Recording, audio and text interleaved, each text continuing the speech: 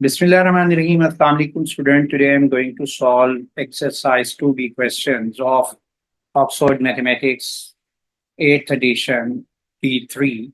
Before starting the question, I request you please subscribe my channel and press the bell icon button. Let's start question number 3. The variable x and y are connected by the equation. Some values of x and the corresponding values of y are given in the table. Find the value of p and q. यहाँ पर हमारे पास equation दी हुई है y equal to 2-3x minus 2x²। आप यहाँ पर table दी हुई है जहाँ पर x की वैल्यू के अगेंस्ट y की वैल्यूज इस इक्वेशन की हेल्प से हमने फाइंड की हैं, लेकिन हमारे पास यहाँ पर -3x की वैल्यू के अगेंस्ट y की वैल्यू नहीं दी हुई। तो आपने इस y की जो कोऑर्डिनेट की वैल्यू है -3 के अगेंस्ट और 1 के अगेंस्ट फाइंड करनी है। तो सबसे पहले हम ये कोऑर्डिनेट 3-3p ले लेंगे और इस -3p कोऑर्डिनेट्स को आप इस इक्वेशन में सब्स्टिट्यूट कर दें, जिससे p की वैल्यू फाइंड हो जाएगी। देखें यहाँ पर y कोऑर्डिनेट को p कंसिडर कर लेंगे और 2-3 इंटू x की रिप्लेस पे -3 लिख दिया मैंने और -2 इंटू -3 होल स्क्वायर। तो ये सिंप्लीफाई किया तो ये हो गया 2 + 9 - 18 और इसका जो आंसर आ जाएगा ये हमारे पास -7। तो p की वैल्यू -7 आ गई है और q की वैल्यू भी हम इसी तरह फाइंड कर लेंगे। हमारे पास जो x और y कोऑर्डिनेट दिया हुआ है 1q, तो आप x की रिप्लेस पे 1 रख देंगे और y की रिप्लेस पे हम वो q होगी। तो 2 एज इट इज लिख लूंगा, -3x में -3 एज इट इज, x की रिप्लेस पे यहाँ पे 1 आ जाएगी वैल्यू और -2 और x की रिप्लेस पे हमने 1 लिखना है 1²। तो अब इसको सिंप्लीफाई करते हैं तो 2 - 3 -2, तो ये वैल्यू -3 आ गई है। तो ये हमारी टेबल जो है कंप्लीट हो गई है। अब हम आते हैं इसके पार्ट बी पे। Question 3 part B, on a sheet of graph paper using scale 2 centimeter to represent 1 unit on x-axis, 1 centimeter to represent 1 unit on y-axis, draw the graph of this function for values of x -4 to 2। देखें यहाँ पर ये function हमारे पास दिया हुआ था और इस फंक्शन में x की हमने यहाँ पर कुछ वैल्यूज ली। उस x की वैल्यू के अगेंस्ट जो y की वैल्यू इस फंक्शन के अकॉर्डिंग बनी है वो हमने यहाँ पर कैलकुलेट कर ली थी और उन वैल्यूज की हेल्प से ये जो x और y कोऑर्डिनेट की वैल्यूज हैं ये हम यहाँ पर ग्राफ, ये मैंने ग्राफ बनाया हुआ है, इस पे ड्रॉ करेंगे और उन वैल्यूज को ज्वाइन करके हम जो है अपना रिक्वायर्ड ग्राफ ड्रॉ कर लेंगे। अब यहाँ पर नोट करें कि मैंने यहाँ पर स्केल ड्रॉ किया हुआ है जो यहाँ पर दिया हुआ था 2 सेंटीमीटर 1 यूनिट एक्स एक्सिस पे है और वाई एक्सिस पे 1 सेंटीमीटर 1 यूनिट है। इसके अकॉर्डिंग यहाँ मैंने ग्राफ ड्रॉ किया है। हॉरिजॉन्टल लाइन एक्स एक्सिस को रिप्रेजेंट कर रही है और यहाँ पर देखें कि ये 1 बिग स्क्वायर 1 सेंटीमीटर को रिप्रेजेंट करता है, तो 2 स्क्वायर्स होंगे 2 सेंटीमीटर को रिप्रेजेंट करेंगे और 2 सेंटीमीटर किसके इक्वल है 1 यूनिट के। तो ये एक्स एक्सिस पे देखें मैंने 2 स्क्वायर के बाद वैल्यूज को लिख दिया है। इसी तरह यहाँ पर x on y axis 1 square big square 1 centimetre को रिप्रेजेंट करता है, तो यहाँ पर मैंने मेंशन कर दिया 1 स्क्वायर 1 सेंटीमीटर के इक्वल है, तो ये 1 यूनिट वैल्यू रखती है ईच स्क्वायर बिग स्क्वायर के बाद। तो ये हमारा ग्राफ ड्रॉ हुआ है। अब इस ग्राफ में नोट करें कि मैंने वर्टिकल वैल्यूज जो हैं upward values on y axis जो हैं वो मैंने कम ली हैं, क्योंकि नेगेटिव वैल्यूज जो हैं वो की रेंज ज़्यादा है, इसलिए डाउनवर्ड साइड पे मैंने ग्राफ को वर्टिकली डाउनवर्ड ग्राफ को ज़्यादा वैल्यू मेंशन की है, इसीलिए ताकि हमारे पास एक सूटेबल ग्राफ जो है वो ड्रॉ हो सके। अब यहाँ पर पहला पॉइंट है -4 -18। तो -4 -18 पॉइंट हमने इस ग्राफ पे पॉइंट करना है। यहाँ देखिए ये x कोऑर्डिनेट -4 है और इधर ये -18 है। तो जहाँ पर ये दोनों ऐसा पॉइंट ग्राफ पे जहाँ पर x कोऑर्डिनेट -4 बनेगा और y कोऑर्डिनेट -18 बनेगा, तो ये पॉइंट मैंने मार्क कर दिया। और आप किस तरह मार्क कर सकते हैं, एक्स कोऑर्डिनेट की जो वैल्यू -4 से एक वर्टिकल लाइन ड्रॉ करें, -18 जो वाई कोऑर्डिनेट की वैल्यू है वाई एक्सिस पे, तो वहाँ -18 से एक हॉरिजॉन्टल लाइन ड्रॉ करें, जहाँ दोनों जिन पॉइंट पे मीट करेगी वो हमारा रिक्वायर्ड पॉइंट हो जाएगा। तो ये मैंने पॉइंट मार्क कर दिया है। अब नेक्स्ट पॉइंट है -3 -7। देखिए -3 -7 इस पोजीशन पे हमारा ये पॉइंट बनेगा। तो ये भी पॉइंट इसी तरह हम मार्क कर सकते हैं कि एक्स कोऑर्डिनेट जो -3 है, जो एक्स एक्सिस पे वैल्यू -3 दी हुई है और वाई एक्सिस पे वैल्यू कितनी दी हुई है, -7। तो -3 से वर्टिकल लाइन और -7 से हॉरिजॉन्टल लाइन ड्रॉ करें, जहां दोनों मीट करेंगी वो पॉइंट हमारा -3 -7 आ जाएगा। अब हमने नेक्स्ट पॉइंट मार्क करना है -20। एक्स एक्सिस पे आएगा पॉइंट, क्योंकि वाई कोऑर्डिनेट की वैल्यू 0 है और एक्स एक्सिस के ऊपर तमाम वाई कोऑर्डिनेट की वैल्यू 0 होती है। तो ये -20 हमने पॉइंट मार्क कर दिया है। नेक्स्ट पॉइंट आ रहा है -13। एक्स कोऑर्डिनेट वैल्यू -1 है, वाई कोऑर्डिनेट की वैल्यू 3 है, तो ये पॉइंट आ जाएगा। इसी तरीके से नेक्स्ट पॉइंट हमारे पास है 0 2। तो 0 2 वो पॉइंट होगा जहां पर एक्स कोऑर्डिनेट 0 होता है, तो वाई एक्सिस के ऊपर एक्स कोऑर्डिनेट की वैल्यू 0 होती है और वाई कोऑर्डिनेट यहाँ दिया हुआ है 2, तो 0 2 ये पोजीशन हो जाएगी। उसके बाद हमारे पास पॉइंट है 1 -3। तो एक्स कोऑर्डिनेट 1 और वाई कोऑर्डिनेट -3, तो ये पोजीशन है।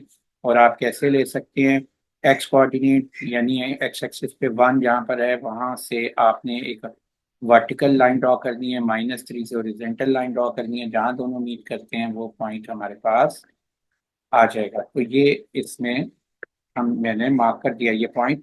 नेक्स्ट है 2 - 12। तो 2 - 12 हमारे पास पोजीशन हो जाएगी एक्स कोऑर्डिनेट 2 और वाई कोऑर्डिनेट -12। तो ये पोजीशन हमारे पास आ जाएगी। अब इन पॉइंट्स को हम ज्वाइन कर लेते हैं और उससे हमारे पास एक वर्ड ग्राफ आ जाएगा।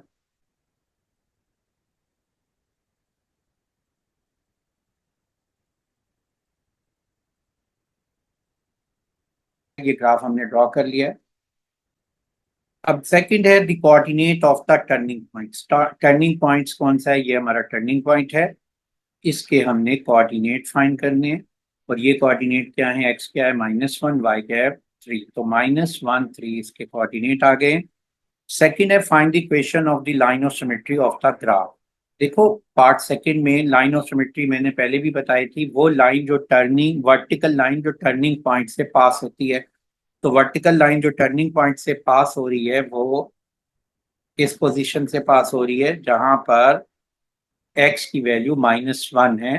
तो ये जो वर्टिकल लाइन जो कि एक्स एक्सिस को -1 पे कट करती है, इस इक्वेशन को हम कहते हैं एक्स इक्वल टू -1। तो ये हमारा सोल्यूशन आ गया है। बात question number 4। The diagram shows the curve y equal to -x square -x plus 20. Part first, the curve cuts the x-axis at 2 points A and B and the y-axis at the point C. Find the coordinate of A, B and C. अब यहाँ पर देखें, ये question 4 में ये graph दिया हुआ है। इस ग्राफ में जो पॉइंट्स हैं जो एक्स एक्सिस को कट कर रहे हैं वो ए एंड बी हैं और जो वाई एक्सिस को पॉइंट कट कर रहा है वो सी है। आपने इनके कोऑर्डिनेट्स फाइंड करने हैं। देखो पहले हमने क्वेश्चन 1 में भी मैंने बताया था कि जो पॉइंट्स एक्स एक्सिस को कट करेंगे ग्राफ के, उनमें वाई कोऑर्डिनेट की वैल्यू 0 होगी।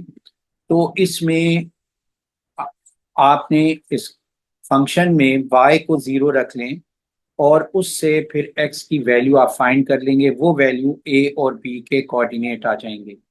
तो हम क्या करते हैं, 4 points a and b, a और b पॉइंट्स के लिए y की वैल्यू क्या होगी, 0 होगी। तो हम y 0 पुट कर लेंगे इक्वेशन में। इक्वेशन है हमारे पास y equal to -x square -x plus 20। तो इसमें y को हम 0 रख लेते हैं, तो ये वैल्यू होगी 0 equal to -x square -x +20। ये हमारे पास एक 3 टर्म्स इक्वेशन आ गई है। इसमें x की वैल्यू फाइंड कैसे कर सकते हैं? देखिए ये 3 टर्म्स इक्वेशन है, इसको फैक्टराइज कैसे करेंगे?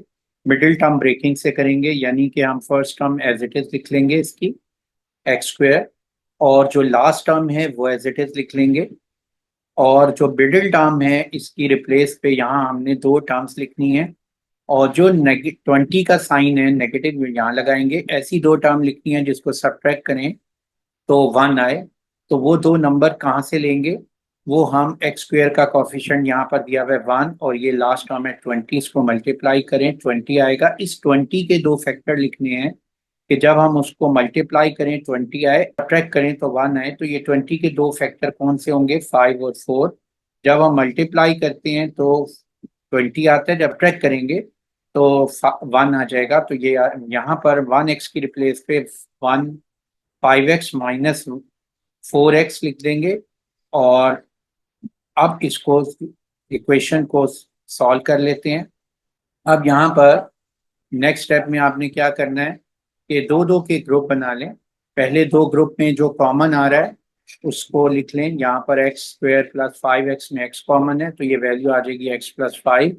फिर नेक्स्ट 2 वैल्यूज में जो कॉमन है लिखें 4 और 20 में। 20 जो है 4 जो है 20 का भी फैक्टर है, 4 × 5 20 होता है, इसलिए -4 एज अ कॉमन लिख लें। तो उसके बाद x एज इट इज आ जाएगा, -5 एज इट इज आ जाएगा, और इक्वल टू 0। अब यहाँ नोट करें कि x + 5 दोनों टर्म में आ रहा है, फर्स्ट टर्म में भी है और सेकंड टर्म में भी है, यानी दोनों का फैक्टर है। तो ये अगर दोनों में फैक्टर है फर्स्ट और सेकंड में, तो इसको एज अ कॉमन हम यहाँ पर लिख लेंगे x + 5, और जो रिमेनिंग वैल्यू है वो रह जाएगी x - 4 इक्वल टू 0। अगर 2 फैक्टर हमारे पास दिए हुए हैं x + 5 और x -4, तो अगर इनमें से कोई एक फैक्टर भी 0 होगा तो ये इक्वेशन 0 हो जाएगी। तो यहाँ हमने लिख लिया x + 5 equal to 0, x - 4 equal to 0। अब हम इसको x की वैल्यू ले लेते हैं, जो x + 5 राइट पे शिफ्ट हो जाएगा तो ये -5 हो जाएगी वैल्यू, प्लस से माइनस, और इसी तरह ये x equal to 4। y coordinate हमारे पास इन दोनों के लिए 0 है, और x की एक वैल्यू आ गई है -5, और दूसरी y कोऑर्डिनेट 0, तो -5 0, और एक वैल्यू हो गई है 4 0। अब आप देखें जो नेगेटिव वैल्यू है वो एक एक की बनेगी, क्योंकि a जो है o के लेफ्ट साइड पे, तो ये -5 0 ये कोऑर्डिनेट हो जाएगा, और b ओरिजिन के राइट पे, इसलिए इसको b की जो वैल्यू होगी वो 4 0 होगी, और a की वैल्यू -5 0। तो ये हमारी वैल्यूज आ गई हैं, कोऑर्डिनेट्स आ गए हैं a और b के। अब आपने पॉइंट सी के कोऑर्डिनेट फाइंड करने, तो पॉइंट सी कहाँ पर लाई कर रहा है? वाई एक्सिस पे लाई कर रहा है।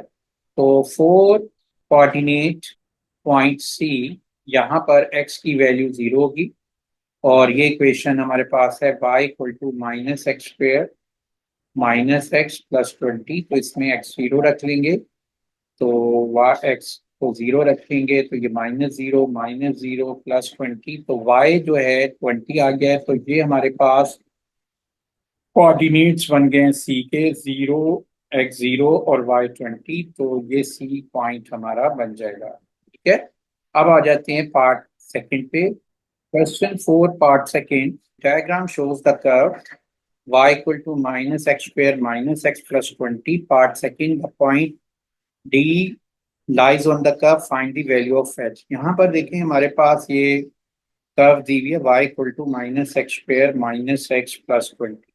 तो ये पॉइंट D इस कर्व पे लाई करता है, यानी D3h लाइज ऑन कर्व।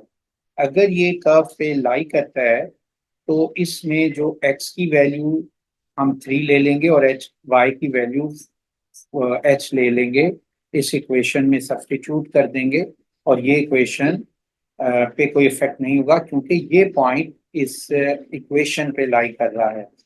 तो यहाँ पर y की वैल्यू h है, y की रिप्लेस पे h लिख लिया, x की वैल्यू हमारे पास 3 है, ये 3² हो गया, और ये फिर x की रिप्लेस पे 3 लिख लिया मैंने, और +20 एज इट इज आ गया। तो ये वैल्यू आ गई है -9 -3 +20। तो इसको सॉल्व किया तो ये वैल्यू आ गई है 8, एच की वैल्यू 8 हो गई है। तो हमारा ये कोऑर्डिनेट हो गया है 3, 8, डी का कोऑर्डिनेट आ गए। तो ये हमारा सोल्यूशन है।